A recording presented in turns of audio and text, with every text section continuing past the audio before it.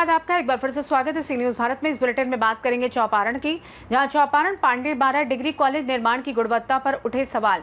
आगे बात होगी जालौन की, जहां यमुना नदी में डूबे पिता बेटियों की तलाश में रेस्क्यू ऑपरेशन जारी। इन तमाम खबरों पर करेंगे विस्तार से चर्चा।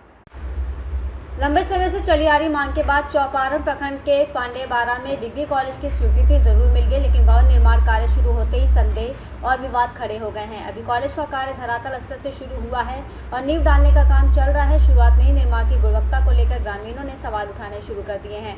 ग्रामीणों का कहना है कि नींव डालने में सही अनुपात के सामग्री का उपयोग नहीं किया जा रहा है। बालू, गिट्टी और सीमेंट की गुणवत्ता पर शक जाहिर किया जा रहा है। उनका आरोप है कि यदि अभी से घटिया स्तर का काम किया गया तो भवन टिकाऊ नहीं रहेगा और भविष्य में दरार या टूट फूट जैसी समस्या सामने आ सकती है। सबसे बड़ी बात यह है कि निर्माण स्थल पर ना तो एस्टीमेट का बोर्ड लगाया गया है और ना ही परियोजना से जुड़ी कोई जानकारी सार्वजनिक की गई है। इससे साफ जाहिर होता है कि ठेकेदार और विभागीय लोग कार्य में पारदर्शिता नहीं बरत रहे हैं। ग्रामीणों ने जिला प्रशासन से मांग की है कि तत्काल निर्माण स्थल की जाँच करवाई जाए और नींव डालने के काम की गुणवत्ता परख की जाए। चौपारण हजारीबाग से सीनियर संवाददाता मुकेश सिंह की रिपोर्ट। कांग्रेस के वरिष्ठ नेता और पूर्व मंत्री हरक सिंह रावत ने मंगलवार को प्रेस वार्ता कर राज्य सरकार से धराली आपदा प्रभावितों की मदद के लिए कई अहम मांगे उठाई। उन्होंने कहा कि उत्तराखंड एक आपदा प्रभावित प्रदेश है, जहां हर साल प्राकृतिक आपदाओं से जनता को भारी नुकसान उठाना पड़ता है। ऐसे में सरकार को पीड़ित परिवारों को राहत और पुनर्वास कार्य में तेजी लानी चाहिए। रावत की प्रमुख मांगे हैं, आपदा में जिन लोगों के घर पूरी तरह क्षतिग्रस्त हुए हैं उन्हें वर्तमान में 5 लाख रुपए की जगह 25 लाख रुपए की सहायता दी जाए। प्राथमिक विद्यालयों में हुए नुकसान की भरपाई राशि को 2 लाख से बढ़ाकर वास्तविक क्षति के अनुसार किया जाए। फसल नष्ट होने पर किसानों को 47,000 रुपये प्रति हेक्टेयर की जगह अधिक मुआवजा दिया जाए। आपदा में 60% विकलांग हुए लोगों को 74,000 रुपये की जगह 10 लाख रुपए की सहायता दी जाए। तहसील स्तर पर आपदा प्रबंधन इकाइयों का गठन हो और उन्हें आपदा बचाव के लिए विशेष प्रशिक्षण दिया जाए। आपदा बजट 1012 करोड़ रुपए का है, जिसमें से केवल 40 करोड़ खर्च हुए हैं। शेष राशि का उपयोग जनता की सीधी सहायता में किया जाए। 2013 आपदा की तर्ज पर राहत कार्य किए जाए। धराली क्षेत्र के 50 से अधिक होटल और दुकानें प्रभावित हुई हैं, जिन्हें सरकार ने राहत सूची में शामिल नहीं किया। इन्हें भी मुआवजा मिलना चाहिए। हरक सिंह रावत ने कहा, हम आपदा पीड़ितों का दर्द खत्म नहीं कर सकते, न ही उनके खोए हुए परिजनों को वापस ला सकते हैं, लेकिन उचित सहायता देकर उनके दुख को कम जरूर किया जा सकता है। इस अवसर पर कांग्रेस पार्टी की प्रदेश महिला मोर्चा की अध्यक्ष ज्योति रौतेला सहित पार्टी कार्यकर्ता मौजूद रहे। 2013 की तरह सहायता पहुंचाने का काम करें, ये उम्मीद हम प्रदेश की सरकार से कर रहे हैं। विद्यालयों के लिए जियो में केवल 2 लाख रुपया, जो प्राइवेट विद्यालय है, नहीं प्राथमिक विद्यालय है, अगर वो क्षतिग्रस्त हो गया कि उसकी मरम्मत जीर्णोद्धार के लिए 2 लाख रुपया। आप मुझे बता दो, 3 कमरे का प्राथमिक विद्यालय है, 4 कमरे का प्राथमिक विद्यालय है, वो क्षतिग्रस्त हो गया, 2 लाख में कोई बिल्डिंग बनेगी क्या?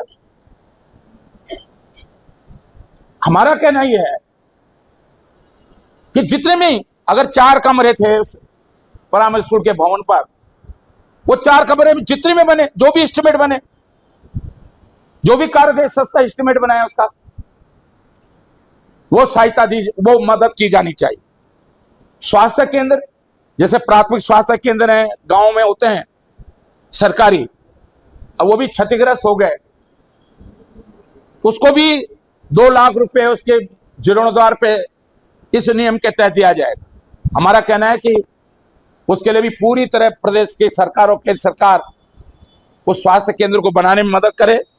पंचायत भवन, आंगनबाड़ी के भवन भी जब क्षतिग्रस्त हो जाते हैं, उसको भी 2.5 लाख रुपए उसके जीर्णोद्धार और मरम्मत के लिए दिया जा रहा है आपदा प्रबंधन के नियम में।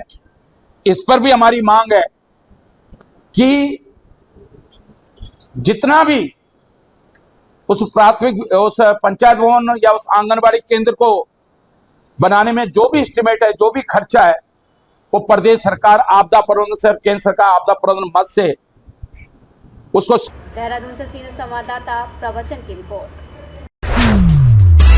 यमुना नदी में अपनी 2 बेटियों को पानी में फेंककर खुद छलांग लगाने वाले युवक की तलाश में पुलिस द्वारा लगातार रेस्क्यू ऑपरेशन चलाया जा रहा है। घटना के 33 घंटे बीत जाने के बाद भी अभी तक कोई सफलता प्राप्त नहीं हुई है।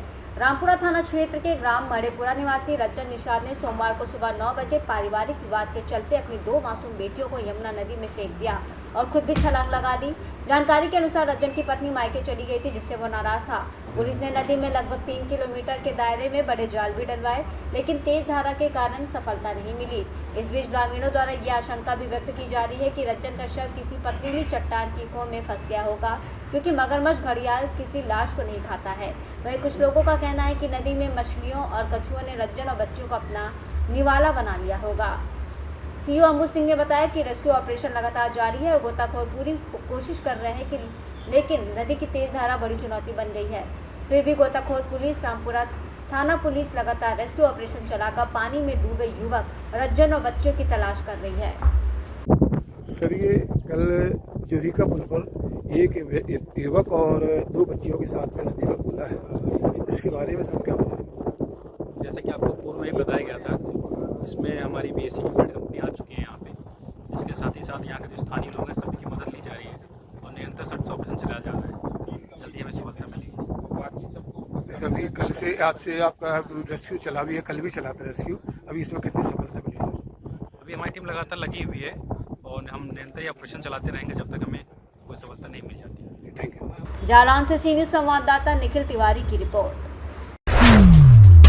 18 अगस्त को अगस्त माहौर शहर में श्रावण मास के आखिरी सोमवार को माहौर शहर के अनेक हिंदू बंधुओं ने कांवड़ यात्रा का आयोजन किया। चौक चौक पर कांवड़ यात्रा का भव्य स्वागत किया गया। कांवड़ यात्रा का नियोजन कपिलेश्वर महिरातू से किया गया, जहां महादेव की मूर्ति का अभिषेक कर हर हर महादेव के गगनभेदी नारों के साथ भव्य रैली निकाली गई। इस यात्रा में हजारों शिव भक्त शामिल हुए थे।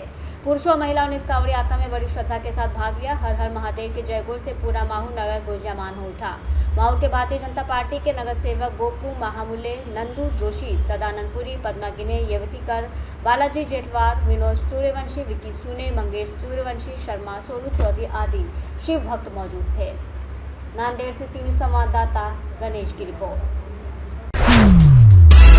प्रयागराज में शिक्षकों के लिए मनोविज्ञान शाला। प्रयागराज में 2 दिवसीय प्रशिक्षण कार्यक्रम आरंभ। इस मौके पर प्रयागराज शिक्षा निदेशक PN सिंह ने कहा कि केवल ज्ञान का प्रसार नहीं बल्कि विद्यार्थियों की रुचियों और क्षमताओं को पहचान कर उन्हें सही दिशा देने की आवश्यकता है। प्रशिक्षण के प्रथम दिन विभिन्न विषयों पर सत्र आयोजित किए गए, जिनमें शिक्षकों को छात्रों के सीखने के विविध तरीकों, उनकी मानसिक प्रवृत्तियों, शिक्षा की उपयोगी पद्धतियों पर जानकारी दी गई। कार्यक्रम के मुख्य अतिथि मनोविज्ञान शाला उत्तर प्रदेश प्रयागराज के निदेशक और जिला विद्यालय निरीक्षक प्रयागराज PN सिंह रहे। उन्होंने कहा कि आज शिक्षा केवल ज्ञान का प्रसार नहीं बल्कि विद्यार्थियों की रुचियों और क्षमताओं को पहचान कर उन्हें सही दिशा देना है। इस अवसर पर सह जिला विद्यालय निरीक्षक जितेंद्र प्रताप सिंह, राजकीय इंटर कॉलेज के प्रधानाचार्य धर्मेंद्र सिंह, विशेषज्ञ दल doctor Jyoti Vaijal, assistant professor HS Khanna degree college, doctor Dilip Singh, assistant professor CMP degree college, Renu Singh प्रवक्ता मनोविज्ञान शाला उत्तर प्रदेश प्रयागराज, डॉक्टर जोया परवीन प्रवक्ता मनोविज्ञान शाला उत्तर प्रदेश प्रयागराज और जनपद के विभिन्न माध्यमिक विद्यालयों के शिक्षकगण मौजूद रहे। प्रयागराज से सी न्यूज़ संवाददाता मंगला प्रसाद पटेल की रिपोर्ट। फिलहाल के लिए इस खास बुलेटिन में बस इतना ही। देश दुनिया की तमाम बड़ी खबरों को जानने के लिए जुड़े रहें सी न्यूज़ भारत के साथ। हर खबर आपके साथ, आपके हाथ।